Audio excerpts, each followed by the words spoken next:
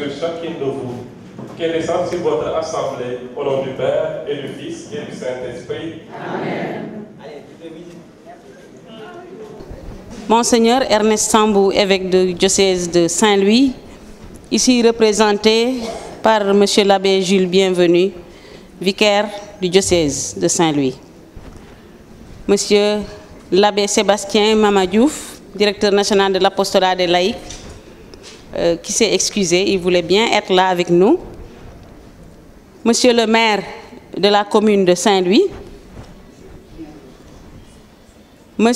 Madame Aïssatou Sophie Gladima, ministre du Pétrole et des Énergies, qui s'est fait représenter par Madame D. Elle est en route, elle a appelé. Elle va nous rejoindre tout à l'heure. Madame Monique Faye Tchandoum, présidente à l'UMOF pour l'Afrique. Monsieur l'abbé Jean-Laurent Préra, de Saint-Louis. Monsieur l'abbé Gaston Diatta, directeur de Ziguinchor. Monsieur l'abbé Jean-Louis Colly, curé de la cathédrale de Saint-Louis. Monsieur l'abbé Ignace Sambou, didacte de Saint-Louis. Monsieur l'abbé André Nalamandef, directeur du séminaire de Saint-Louis. Messieurs les aumôniers, les sœurs conseillères, venus accompagner les femmes.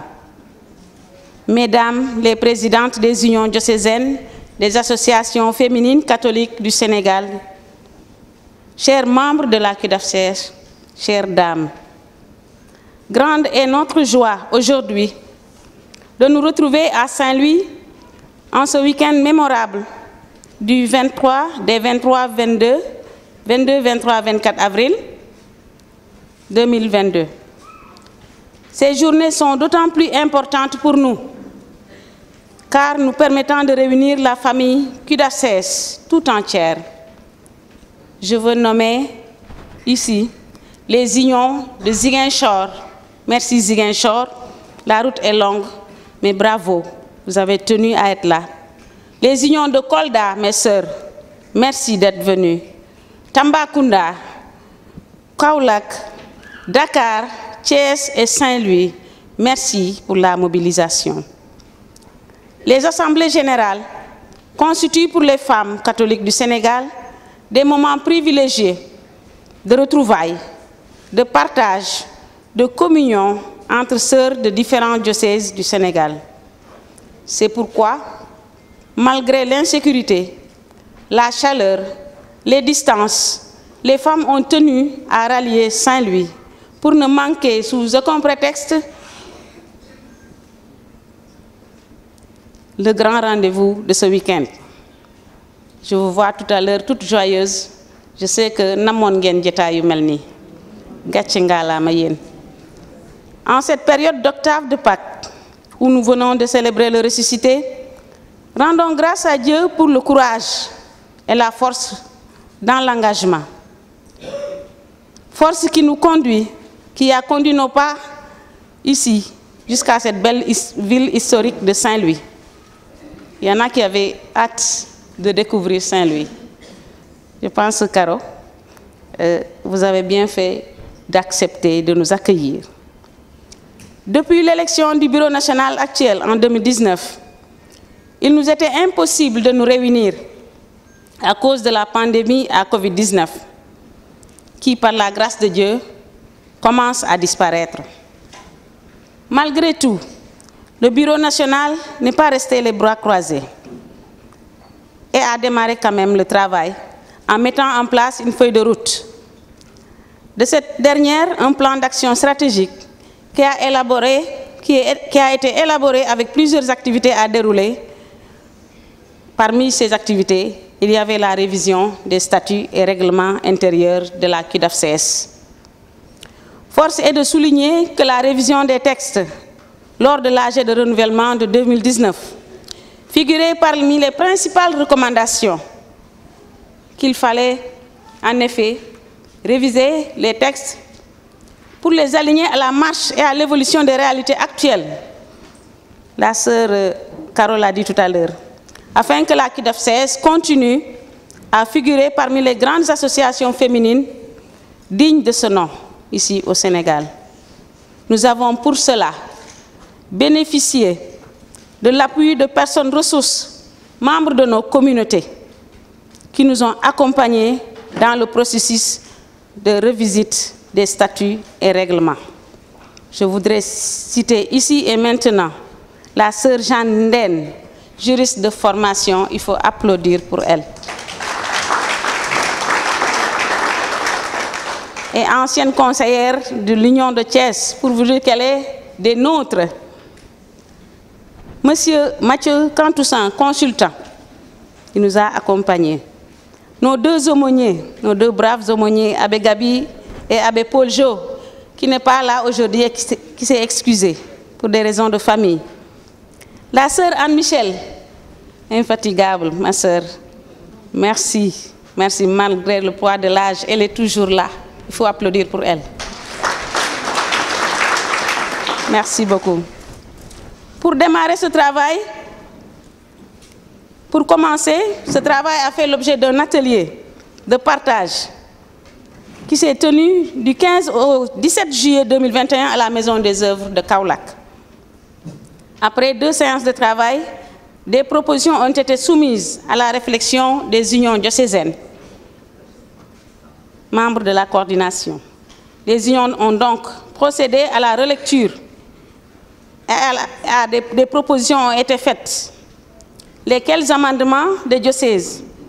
ont été soumis à l'appréciation du comité directeur national les 18 et 19 mars 2022 à Kaolack. Et c'est de là qu'est sorti le draft que nous allons voir peut-être aujourd'hui pour la dernière fois avant d'adopter ces textes que nous attendons. Cette rencontre va donc permettre aux délégués de nos différentes associations de base, membres des comités directeurs de 7 diocèses affiliés à la QDFCS, d'adopter ensemble, avec une dernière harmonisation, les statuts et règlements intérieurs proposés. Ainsi, au nom du Bureau national de la QDFCS et en mon nom propre, je voudrais remercier vivement son Excellence Monseigneur Ernest Sambou, évêque de Saint-Louis, qui nous accueille dans son diocèse. Remercier les donateurs, Madame Aïssatou Sophie Gladima, qui est empêchée mais qui a envoyé une représentante. Le ministre Mansour Faye, on l'attendait, peut-être qu'ils sont en retard. Madame Monique Faye Tchandoum, ma grande sœur,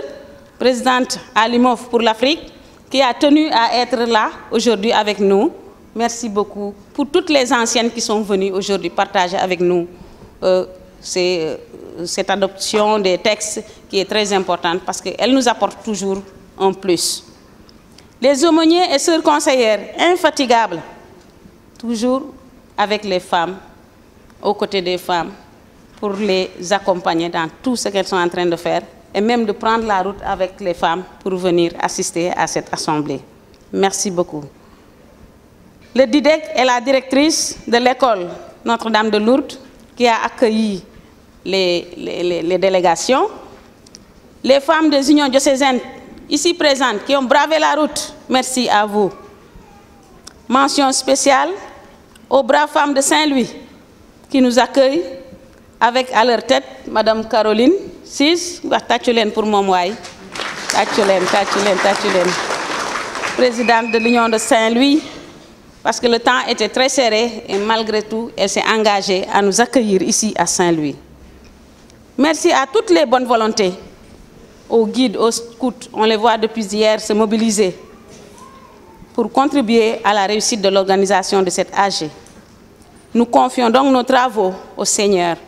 par l'intercession de la Vierge Marie, Notre-Dame de Lourdes,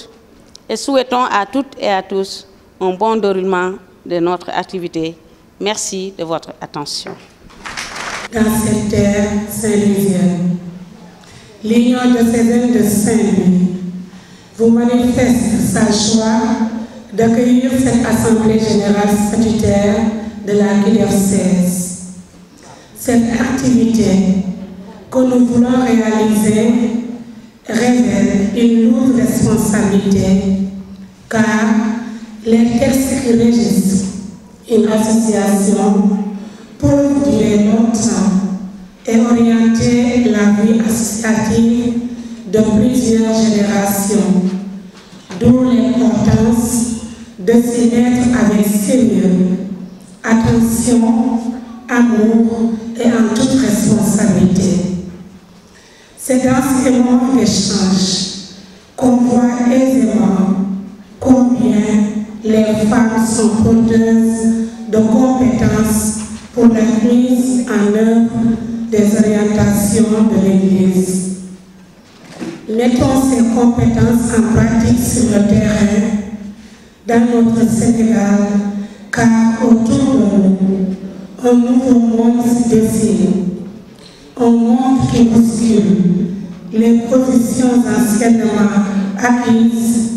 et repousse les lignes des certitudes d'autrefois qui deviennent simple probabilité. Femmes, touchons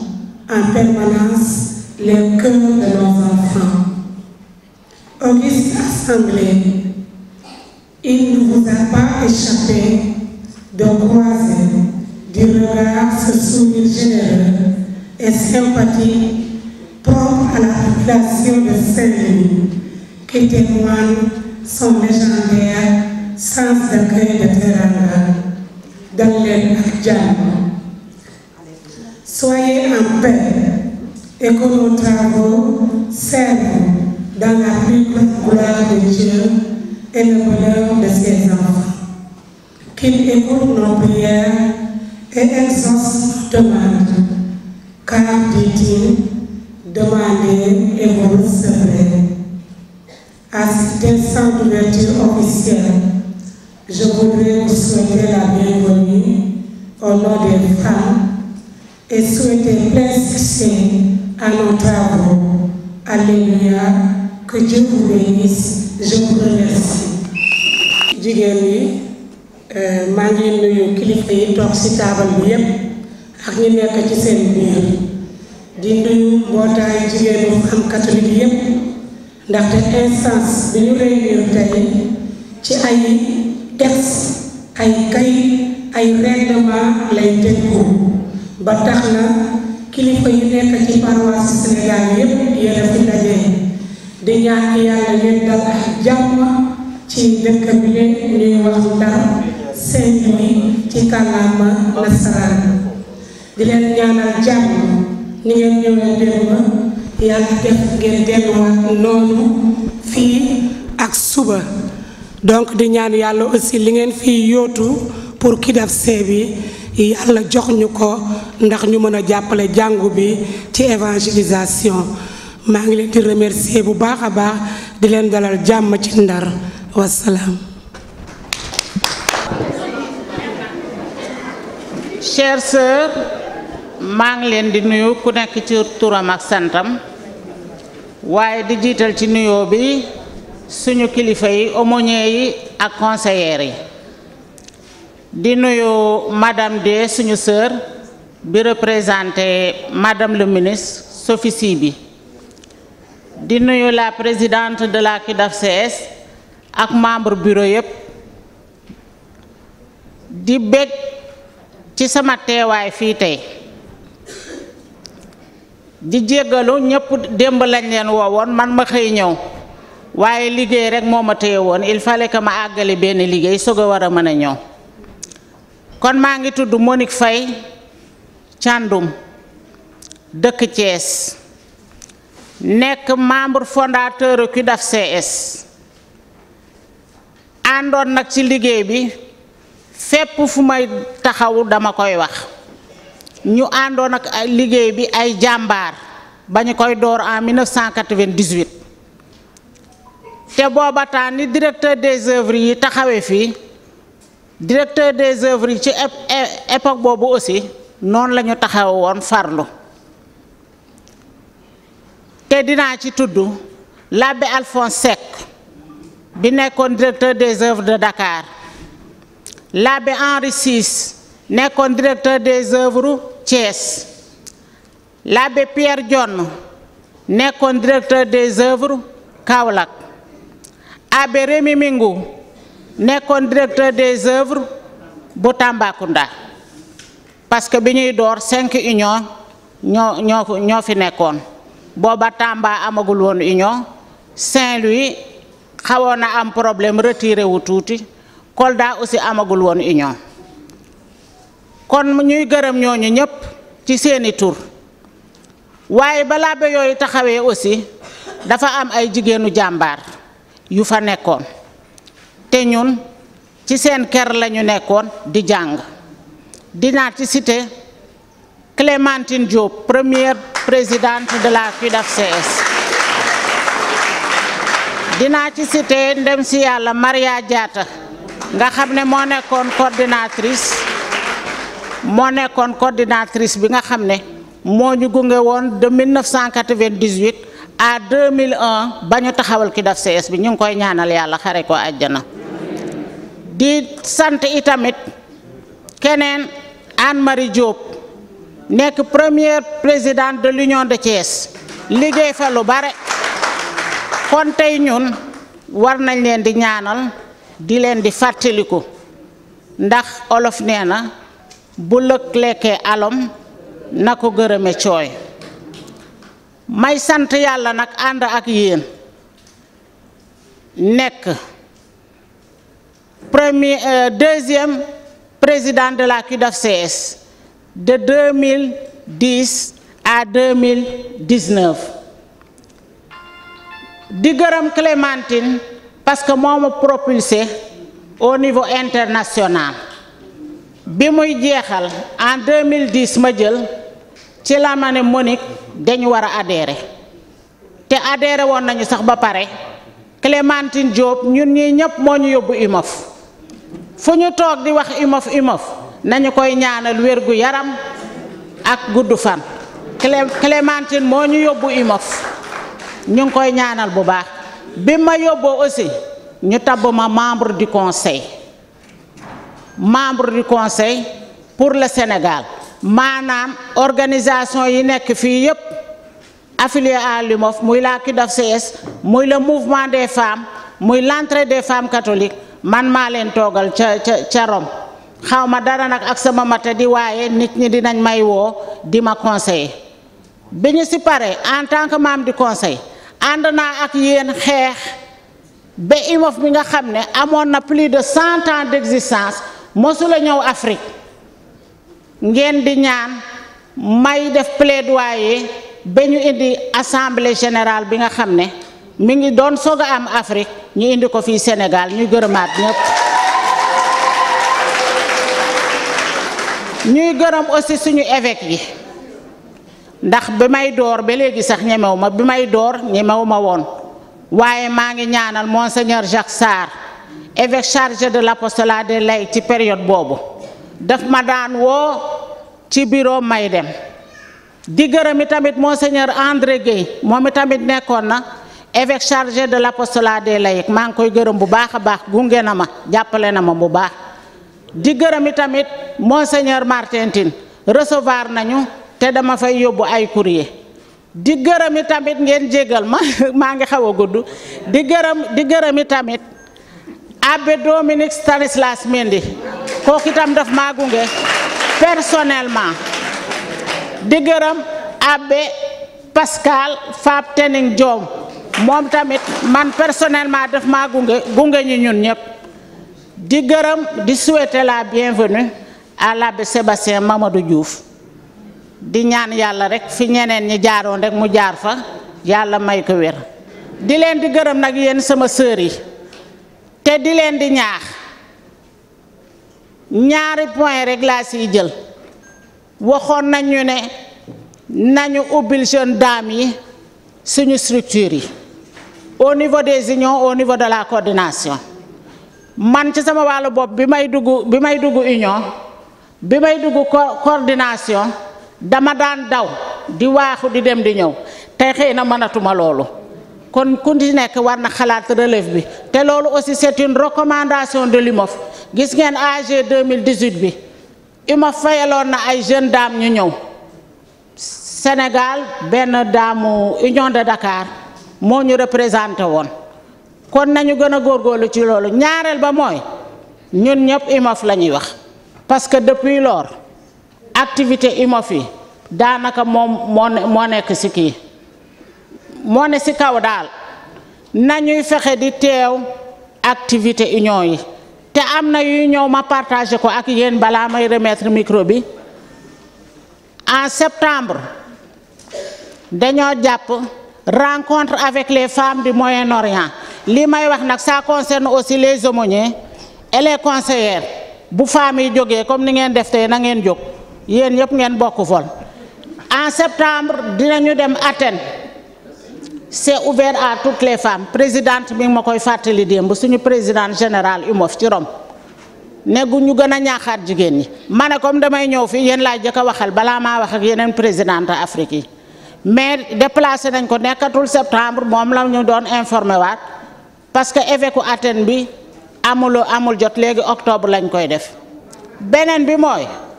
fii laa koy jëkk a waxe en juin pape bi dina recevoir l'équipe mondiale te suñu mëbët mooy ñu organiser benn congrès en 2023 bu ñu jàppee date bi dinañ ko wax ñëpp yëg ko ñëpp préparé pape bi recevoir ñu place Saint-Pierre toutes les femmes de l'UMOF du monde ñu daje fa maa ngi gërëm ñëpp di sant ñëpp di jéggalu encore ci guddi bi merci. Bonjour tout le monde.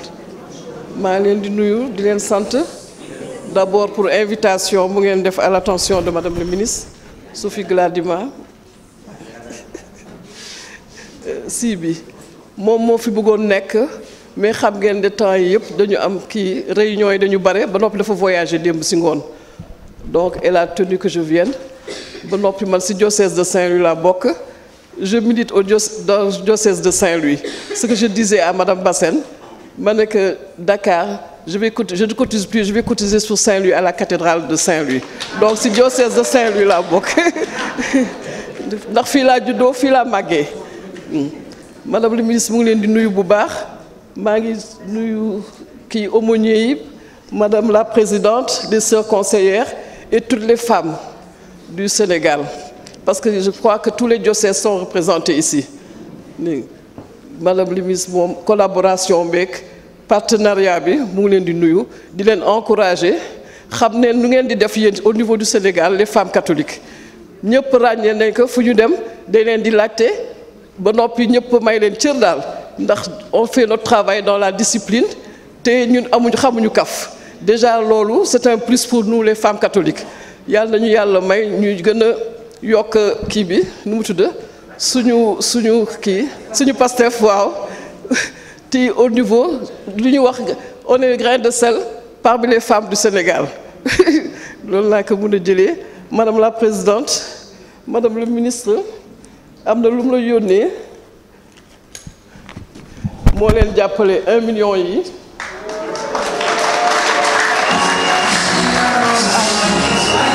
le ministre elle tient tellement ci seen rencontre bi su doon sago mu ñëw bañ na ko ba otoom la ma jox oto personnel am moo ma indi démb moo fi nekk ak man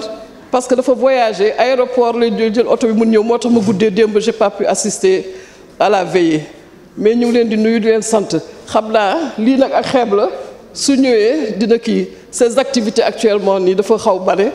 moo taxit daf ko xeeb mais on aura plusieurs occasions yoo xam ne dina ñëwal boppam su neexee yàlla merci. Au nom de Monseigneur Ernest Sambou,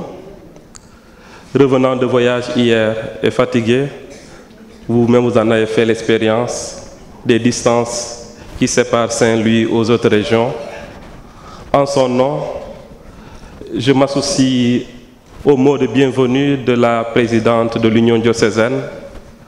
pour souhaiter à l'ensemble des délégations la bienvenue dans notre cher diocèse de Saint-Louis. Que notre fraîcheur vous berce et vous donne de passer un bon séjour ici dans ce diocèse de Saint-Louis. Et également, Monseigneur, avec tous les évêques, reconnaît l'importance de la femme dans l'Église. Cela n'a pas commencé aujourd'hui. C'est depuis même la résurrection où les femmes sont les premières porteuses du message de la résurrection. Et ce message, aujourd'hui, c'est à vous, femmes, de pouvoir le porter. Message d'espérance que Jésus est ressuscité dans la vie de chacun, de chacune d'entre nous. Et cette espérance, vous avez à la porter à vos consoeurs, mais également à toute personne qui vous côtoie dans vos familles, mais également dans vos quartiers, dans vos lieux de vie habituels et quotidiennes. En vous souhaitant en même temps la bienvenue, nous vous souhaitons un bon séjour ici à Saint-Louis. Que ces moments de rencontre statutaires, surtout qui tombent en ce moment, en ce temps pascal, nous prions pour que ces statuts que vous allez adopter soient des moments de cohésion et de communion entre vous, pour une vie fraternelle plus aiguë, mais également une vie ensemble qui témoigne que vous êtes toutes sœurs. C'est important, l'union et l'unité, et que cette unité, cette union soit au cœur de vos vies et au cœur de vos manifestations, et c'est le message que vous avez à transmettre. On dit que les femmes, là où elles sont rassemblées, il y a beaucoup de bavardage, mais montrez que ce n'est pas ça qui est l'essentiel dans votre vie. L'essentiel dans votre vie, c'est votre unité qui doit faire votre force pour parler un même langage de ce que vous avez reçu, à savoir la bonne nouvelle qui doit imprégner votre vie, mais qui doit aussi éclairer tous vos faits et gestes. Et c'est par là que nous finissons, tout en souhaitant une bonne assemblée statutaire que je déclare ouverte en ce moment.